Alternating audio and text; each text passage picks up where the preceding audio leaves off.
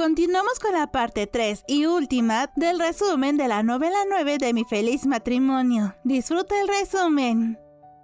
Miyo y Kiyoka disfrutaban de un paseo por la antigua capital, visitando templos, probando té y dango y caminando de la mano bajo la brisa veraniega. Todo parecía tranquilo, hasta que Kiyoka recibió un mensaje y se apartó un momento, dejándola sola en el parque. Fue entonces cuando aparecieron 3 hombres con miradas turbias. Se acercaron a Miyo con un aire hostil y empezaron a hablarle con descaro. Le preguntaron que si era la esposa de Kudo. También le preguntaron si de verdad era una chica Usuba, porque si era así, entonces debería casarse con alguien de la familia real en lugar de con un Kudo. Y el tercer hombre, con una mirada y una voz horrible y asquerosa, le dijeron que mientras la tuvieran a ella, podrían incorporar la sangre de los Usuba a su familia y así dejar en ridículo a esos advenedizos de los Kudo. Miyo, al escuchar todo esto, se quedó congelada de miedo. Intentó mantener la calma y respondió con educación. Soy su esposa. Disculpe, pero ¿quiénes son ustedes? ¿Qué quieren de mí? Pero sus palabras solo provocaron burlas. Uno de los hombres la agarró con fuerza del brazo, otro le tapó la boca y todos empezaron a arrastrarla mientras lanzaban frases llenas de odio y arrogancia. El amuleto protector de Kiyoka no reaccionó y Miyo sintió un sudor frío recorrerle la espalda. El contraste entre la paz del paseo y el terror de esa escena era brutal, como si la historia hubiera dado un giro oscuro de repente. Miyo estaba atrapada entre los 3 hombres, luchando con todas sus fuerzas, pero sin poder liberarse. Justo cuando parecía que la arrastrarían lejos, escuchó la voz que tanto necesitaba. ¡Miyo! En un instante, Kiyoka irrumpió en la escena y lanzó un puñetazo que mandó uno de los hombres por los aires. ¿Qué demonios le están haciendo a mi esposa?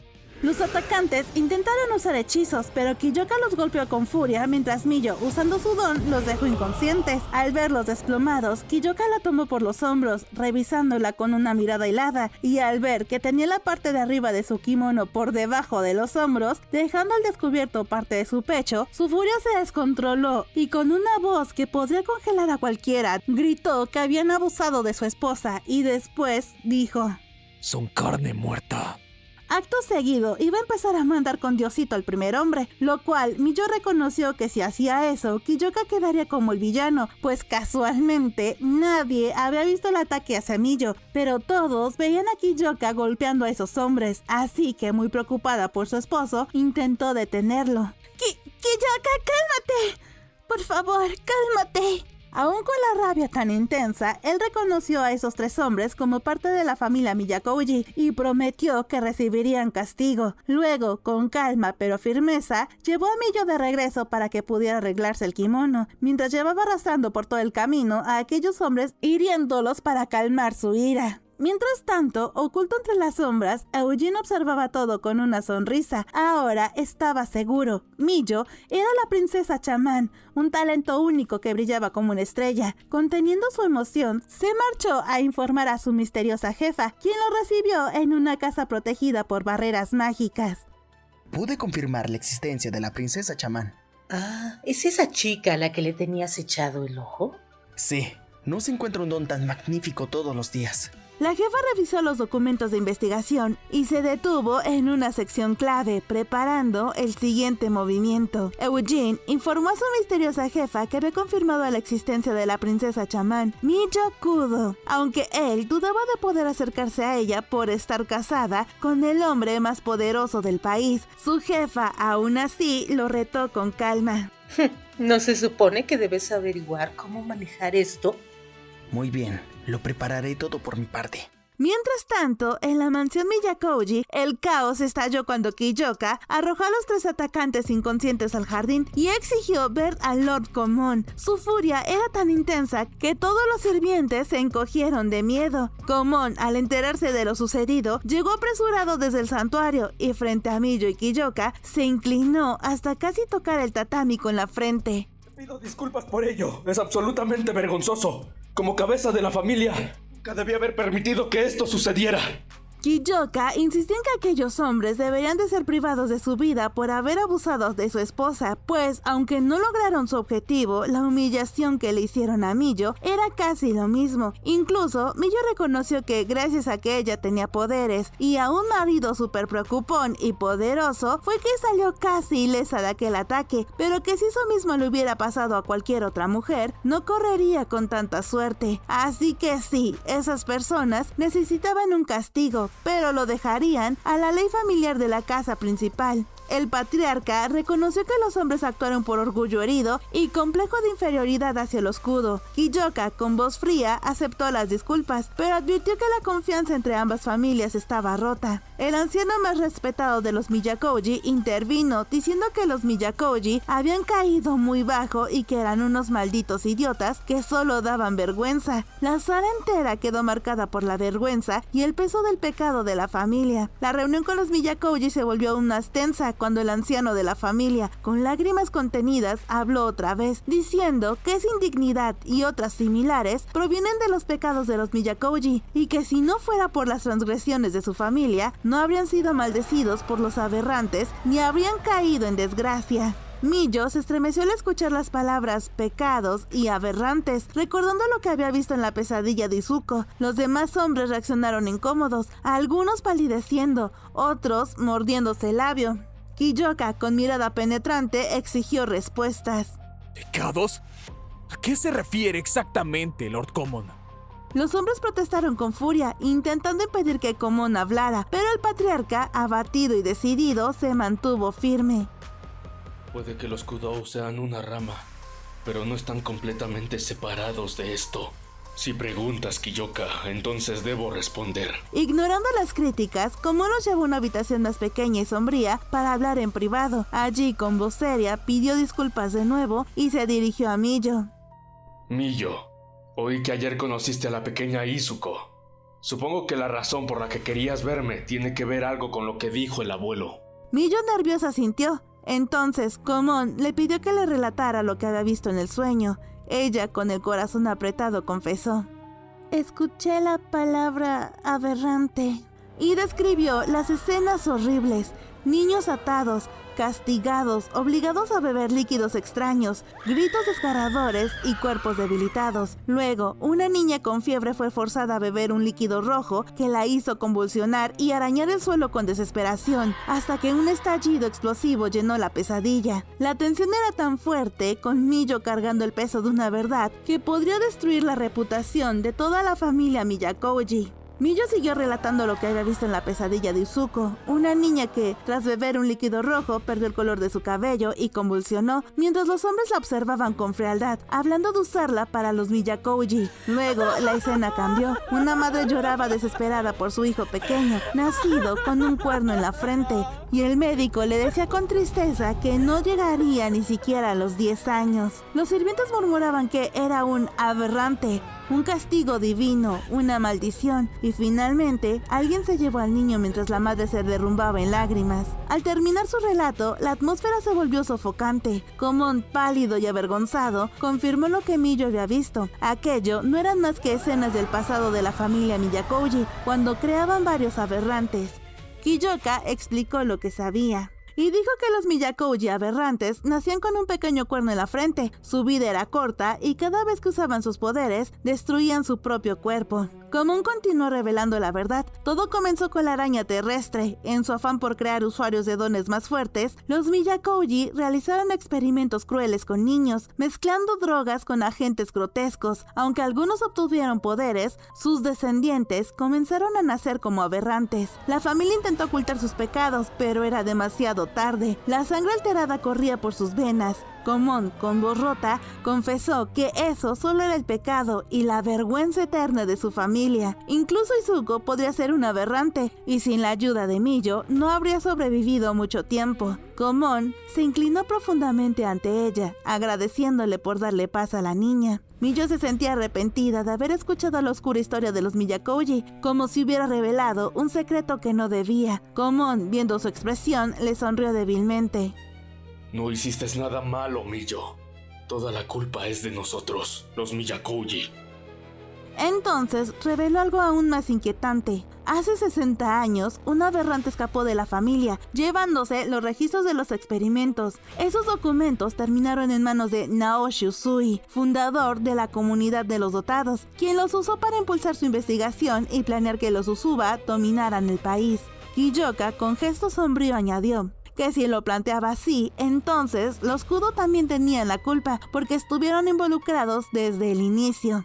Como no aceptó que los pecados de los Miyakouji habían alimentado los crímenes de Usui y pidió que todo lo hablado quedara en secreto, pues muchos miembros de la familia aún se enorgullecían por su linaje, Miyo, aún confundida, recordó las palabras de los hombres que intentaron secuestrarla. El señor Wood tenía razón. Al mencionarlo, Kiyoka reaccionó de inmediato y le preguntó si no se refería a Eugene Wood. El nombre del extranjero rubio y de ojos azules coincidía con el que Godo había mencionado. Como no admitió haber oído que algunos Miyakouji se relacionaban con un joven extranjero, probablemente Eugene. La sospecha era inevitable. Eugene estaba tramando algo. Kiyoka decidió que lo mejor sería contactar directamente a Godo, aunque Miyo se sintiera culpable por hacerlo viajar solo para unas preguntas. Aún así, Kiyoka fue firme y dijo que no podía dejar a Miyo en la mansión mientras se investigaba en otro lugar. Finalmente, al salir de la reunión, Miyo vio a las mujeres Miyakouji esperando en la contención. Con una mirada de permiso de Kiyoka, se acercó rápidamente a ellas. Miyako. Después del ataque, Miyako y las demás mujeres Miyakouji rodearon a Miyo con cariño y disculpas. Miyo, yo sé toda la historia. Siento mucho lo de los hombres repugnantes de nuestra familia. Está bien. Las mujeres se mostraron indignadas y protectoras, asegurándole que nunca dejarían que esos hombres se olvidaran de lo que hicieron. Miyako tomó sus manos y notó el temblor. ¡Dios mío! ¡Tienes los dedos helados! Claramente estabas asustada.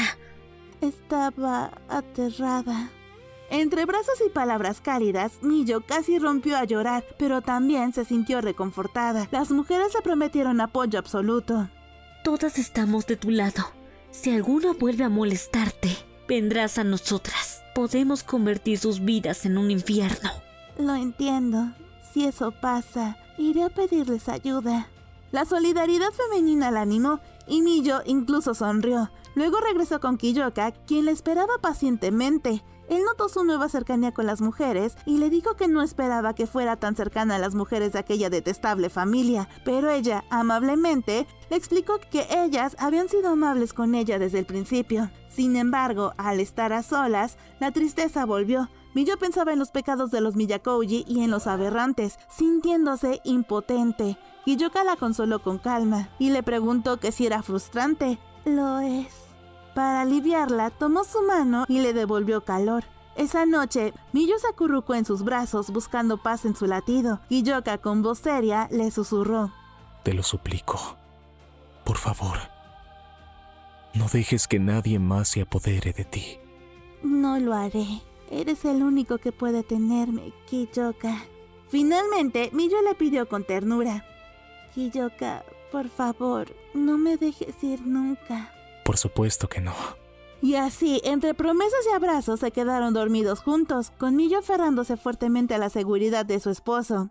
Kiyoka despertó y acarició el cabello de Miyo, esperando verla abrir los ojos como siempre, pero esta vez ella no reaccionaba. La llamó varias veces, la sacudió, incluso le tomó el pulso. Aunque respiraba y su corazón latía débilmente, Miyo no despertaba. Presa del pánico, Kiyoka rezó desesperado para que su esposa volviera en sí. Mientras tanto, Miyo abrió los ojos en un lugar extraño, un bosque oscuro y húmedo, diferente a cualquier otro que hubiera visto. Supo enseguida que estaba dentro de un sueño. De pronto, escuchó una voz familiar detrás de ella. Eugene, ¿verdad? Oh, milady. Tuvo la amabilidad de recordar mi nombre. Me alegro mucho. El extranjero rubio y de ojos azules apareció con su aire encantador, reverenciándola como un príncipe de cuento. Pero Miyo, alerta, le preguntó con cautela por qué estaba en su sueño, y el otro, con un descaro total y un enorme ego, le respondió. ¿Ese es tu sueño? Así que claramente soy una fantasía tuya. Te pregunto porque sé que no es así. Sorprendida por su respuesta, Eugene admitió que ella poseía un poder enorme. Luego, con un gesto teatral, tomó la mano de Miyo y la besó. Ella, sonrojada y confundida, la apartó de inmediato gritándole qué era lo que estaba haciendo, a lo cual Eugene dijo tranquilamente que aquello solo era un saludo y que no tenía intención de hacerle daño. Finalmente, Eugene le invitó a caminar juntos por el bosque. Miyo dudó, pero decidió aceptar porque estaba en un sueño y allí podría controlar la situación. Así, los dos se adentraron en el bosque, entre árboles marchitos y arroyos ocultos, mientras la tensión y el misterio crecían con cada paso. En el sueño, Eugene finalmente reveló su identidad completa y dijo que su nombre era Eugene Wood, como ya lo sabía. Miyo entendió que era el mismo extranjero del que Godo había hablado. Al preguntarle si era de Inglaterra, Eugene explicó que sí, y que allí también existían usuarios de dones y practicantes de habilidades, aunque con roles distintos. Con aire solemne confesó: Nací en un linaje de chamanes. Los chamanes eran mediums, líderes espirituales que guiaban a su pueblo. Miyo comprendió que su propio don de la visión de los sueños tenía un papel similar. Entonces, Eugene lanzó una revelación impactante y dijo que él también tenía un don, el cual era el de poder entrar en los sueños de los demás. Aunque aclaró que no era tan poderoso como el de Miyo, sí podía conectar sueños. Con entusiasmo, le dijo que su talento era tan valioso que en otro país la habrían venerado como a una diosa. Luego, extendió su mano hacia ella y le dijo: ¿Qué dices? ¿Te unirás a nosotros? No iré contigo. Miyo fue firme. No quería vivir a merced de su don ni unirse a un grupo desconocido. Eugene insistió, diciendo que con ellos no estaría aislada ni sufriría desprecios como los de los hombres Miyakouji. Pero Miyo recordó que él mismo los había instigado para ponerla a prueba y se negó aún más. Finalmente, Eugene admitió que su jefa le había ordenado usar a los Miyakouji y pidió que Miyo se reuniera con alguien más. Ella aceptó a regañadientes, pensando que podría obtener información útil para Kiyoka. Con un chasquido de dedos, Eugene transformó el bosque en un campo de flores multicolores. Los pétalos danzaban con el viento, y Miyo, sorprendida, murmuró: ¡qué bonito! Eugene llevó a Miyo hasta un hermoso campo de flores, donde le esperaba una mujer misteriosa en un cenador blanco, con cabello plateado y una sonrisa encantadora. La desconocida la saludó con elegancia. Buenos días. ¿Eres Miyo-kudo? Mientras tanto, en la realidad, Godo llegaba a la mansión Miyakouji tras viajar toda la noche en tren. Al entrar en el anexo, encontró a Kiyoka con el rostro pálido y abatido. En el futón, Miyo seguía dormida sin despertar. Godo, en cuanto lo vio, le preguntó por qué Miyo no estaba con el comandante, y él respondió que no se despertaba. El médico había dicho que no corría peligro, pero nadie sabía por qué no despertaba. Kiyoka estaba desesperado y Godo lo sacudió con firmeza diciéndole que tenía que controlarse, porque era muy probable que Eugene tuviera algo que ver con todo esto. Recordando rumores de Inglaterra, Godo explicó que Eugene pertenece a una familia similar a los Usuba, capaz de manipular la mente. Si su don podía entrar a los sueños, tal vez estaba impidiendo que Miyo despertara. Y después le preguntó a Godo, muy preocupado, si era posible que alguien le estuviera reteniendo adentro de un sueño, a lo que Godo respondió que tal vez, porque podía que estuviera viviendo un sueño tan real que ni siquiera Miyo pensara en escapar. Así, mientras Miyo caminaba en un mundo de flores junto a Eugene y la misteriosa mujer, en la realidad, Kiyoka y Godo luchaban contra la angustia de no poder traerla de vuelta. Godo le aseguró que Miyo no buscaría la felicidad eterna en un sueño, porque ya la tenía en la vida real junto a él. Luego repasaron todo lo ocurrido en la antigua capital: Eugene, el título de princesa chamán, el ataque de los Miyakouji y la conexión con ese extranjero. Godo lo describió como alguien peligroso, directo y capaz de cualquier cosa, y Kiyoka decidió arrestarlo. Su porte volvió a ser el del comandante firme y decidido que siempre había sido. En el sueño, Miyo llegó al cenador blanco en donde le esperaba una mujer misteriosa, con cabello plateado y un aura sobrenatural. La desconocida se presentó con calma. Soy Diana, una bruja. Miyo, confundida, se sentó frente a ella mientras Diana servía té negro en una vajilla elegante y con voz serena le explicó: Las brujas somos como mediums. Invocamos espíritus, damos profecías y podemos convertir lo irreal en realidad. El aire estaba impregnado de fragancia floral y Miyo, aun con la guardia alta, escuchaba con atención. La conversación prometía revelar secretos aún más profundos sobre los poderes y el destino que la rodeaban. En el sueño, Diana levantó su delgado brazo y trazó un círculo en el aire, revelando su propósito. Vendrás con nosotros. Necesitamos los poderes de un chamán para invocar a la diosa. Si cooperas, tu deseo será concedido. Miyo pensó en sus propios deseos, vivir en paz con Kiyoka, tener una vida larga y feliz junto a sus seres queridos. Al compartirlo, Diana se sorprendió y le preguntó que si en serio eso era todo lo que quería. Pero Miyo respondió sin dudar que sí, porque aparte de eso, justo ahora estaba más que satisfecha de lo que jamás podría pedir. Para Miyo, su felicidad ya estaba completa con Kiyoka y no necesitaba pedir más. Diana, en cambio, confesó tener demasiados deseos para elegir, y entre ambas surgió una tensión silenciosa como si fueran incompatibles. La voz de Diana era hipnótica, casi capaz de convencerla, pero Miyo, firme, respondió: No creo que tu diosa me ayude a cumplir mi deseo. Necesito esforzarme yo misma. Se levantó, devolvió la taza de té y rechazó la oferta. Diana, con una sonrisa misteriosa, solo preguntó que si no se iba a arrepentir por el resto de su vida por haber rechazado esta oferta. Pero Miyo, muy segura, respondió que no, que nunca lo haría. Al salir, Eugene la despidió con cortesía. Adiós. Hasta que nos volvamos a ver, milady. Miyo caminó por el campo de flores hasta que todo se disolvió en una luz cegadora. Diana, aún en el cenador, sonrió con calma, reconociendo la belleza y la fuerza de Miyo como una chamán pura y poderosa. Tras la conversación con Diana, Eugene comentó alegremente que Miyo los había rechazado, y Diana admitió que era difícil tentar a alguien que no necesitaba nada, pero dejó claro que Miyo era la pieza clave para su ritual. Con ella, no necesitarían a ningún otro chamán, así que decidieron buscar otro método para contactarla, ya fuera obligándola o creando una situación que le hiciera cooperar. Miyo despertó finalmente con el cuerpo pesado y la garganta reseca. Al abrir los ojos, descubrió que ya era la tarde. Había dormido casi todo el día. Sorprendida y culpable, pensó en la preocupación que debía haberle causado a Kiyoka. Pero en cuanto la vio despertar, Miyako corrió a ayudarla, aliviada de verla despierta. Menos mal que estás despierta. Estaba muy preocupada. Miyo, aún débil, se dejó sostener y agradeció la calidez de su amiga. Gomon también apareció para asegurarse de que estaba bien, cumpliendo la orden de Kiyoka de protegerla mientras él estaba fuera. Miyo se sintió agradecida y a la vez culpable por la ansiedad que había provocado. Pero Miyako, siempre atenta, le ofreció comida ligera, gachas de arroz con huevo, tofu y ciruelas umeboshi para que recuperara fuerzas después de tanto tiempo sin comer. Después de recuperar fuerzas con la comida que Miyako le preparó, Miyo se sintió más tranquila, aunque seguía pensando en cómo disculparse con Kiyoka. Cuando él regresó, ella lo abrazó de inmediato.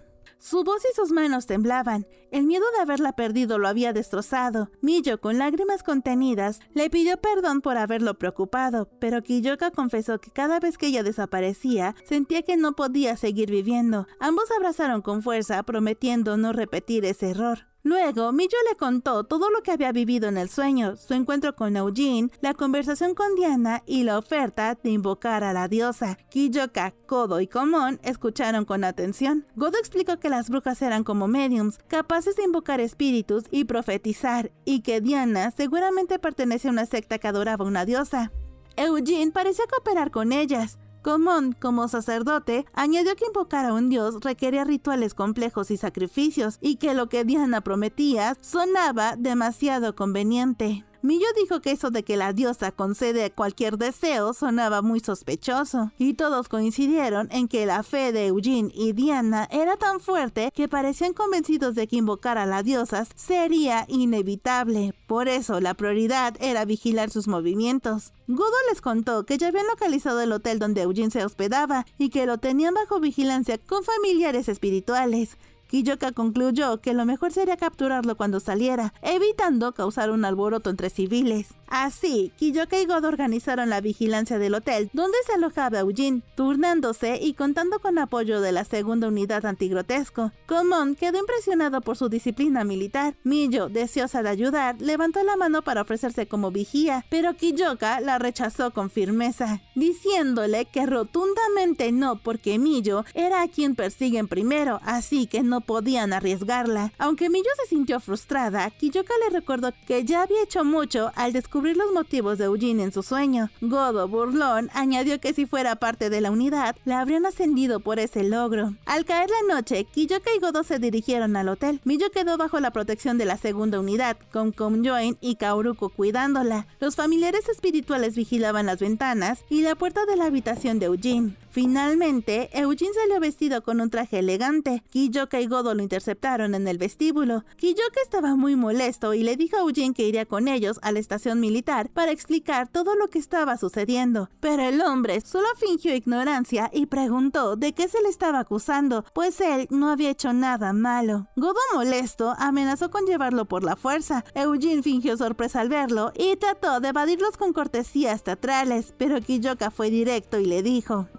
¡Basta de tonterías! ¡Vas a pagar por el daño que le causaste a mi esposa!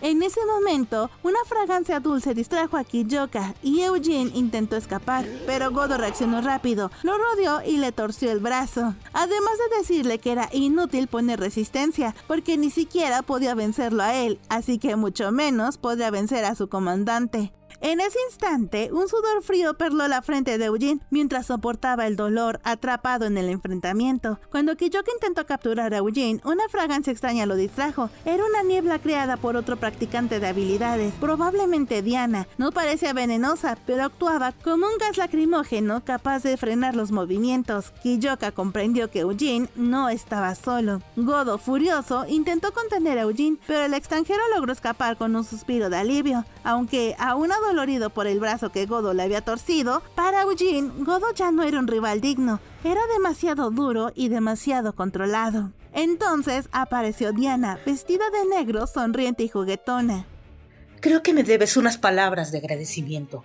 Si no hubiera intervenido, no habrías podido escapar. Por favor, podría haber huido incluso sin tu ayuda. La tensión entre ellos era evidente, pero Diana parecía disfrutar viéndolo en peligro. Luego, con un gesto, presentó a alguien más, y un hombre extraño emergió de la oscuridad. Era alto, encorvado, con cabello canoso y ojos turbios. Su aspecto descuidado lo hacía parecer poco confiable, y Diana dijo que aquel hombre estaría colaborando con ellos, pues había dicho que quería hacer algo divertido. Es un placer conocerte, ¿eh? Aquel hombre solo pidió que lo llamaran Takao. Los rayos del verano iluminaron el jardín de la mansión Miyakouji. Mientras el sonido de las espadas de madera resonaban en el aire, Godo, empapado en sudor y con el torso descubierto, atacaba con fuerza a Kiyoka, que respondía con calma y precisión. Miyo los observaba desde la terraza, sorprendido de verlos entrenar juntos, ya que la noche anterior habían regresado abatidos tras dejar escapar a Eugene, y Godo, sintiéndose responsable, pidió a Kiyoka que lo entrenara. Cada golpe de Godo era potente y veloz, pero Kiyoka lo contrarrestaba con seguridad, y finalmente la fatiga venció a Godo y Kiyoka le arrebató la espada. Ambos jadeaban, pero Kiyoka señaló con firmeza que Godo se estaba esforzando demasiado porque estaba poniendo fuerza innecesaria en cada movimiento. Agotado, Godo aceptó la corrección y se dejó caer, mientras Kiyoka lo acompañaba a la sombra de la terraza. Miyo les ofreció toallas y se sentaron juntos, escuchando el murmullo del arroyo del jardín. Con una mirada perdida, Kiyoka rompió el silencio, diciendo que hacía mucho tiempo que no entrenaban juntos. Godo le respondió que desde luego, que la última vez que habían entrenado fue justo después de regresar del extranjero y de que él se uniera a la unidad, así que le insistía todos los días sin parar para que entrenara con él. Ambos comenzaron a recordar los viejos tiempos, mientras Miyo escuchaba con atención, disfrutando de ese breve momento de tranquilidad y camaradería. Y aquí, Amix, ha terminado el libro 9 de Mi Feliz Matrimonio. Ya no puedo esperar para el libro 10, que creo que ya salió. Bueno, déjenme investigar eso y les traeré novedades. Pero cuéntenme, ¿cuál fue su parte favorita? La mía, sin duda, fue todos los momentos mágicos y románticos entre Miyo y Kiyoka, además de descubrir la identidad de diosa de Miyo. Pero díganme en los comentarios, ¿cuáles fueron los suyos? Me encanta leer sus opiniones y fangirlear con ustedes. Como siempre, les mando un enorme beso y abrazo a mis Amix especial y mejores Amix por su apoyo constante al canal con su suscripción de pago y por patrocinar estos videos. Gracias. Y también quiero mandarle un gran agradecimiento a todos nuestros amigos talentosos que me han prestado su voz para darle vida a este resumen. En la descripción les dejo sus canales por si los quieren revisar. Y Amix, si tú has llegado hasta aquí, te adoro y te espero en el próximo spoiler. Decían que